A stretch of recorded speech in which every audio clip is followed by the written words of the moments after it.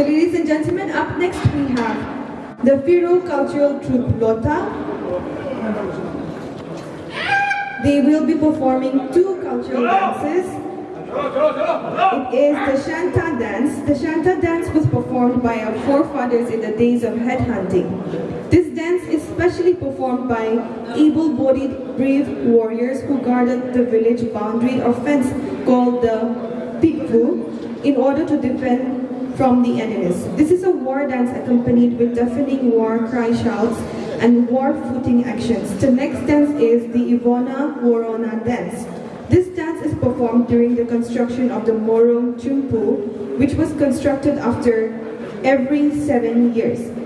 A mass celebration of dance and singings with each Kels, also called as clans, marks the completion of the Morong roof, which usually takes 3 days. It is compulsory for all the people to remain in the village till the last rites are performed. This dance is also performed during peace initiatives with the neighboring villages as an act of friendship, reconciliation, sharing, and accommodating each other. Enjoy the dance.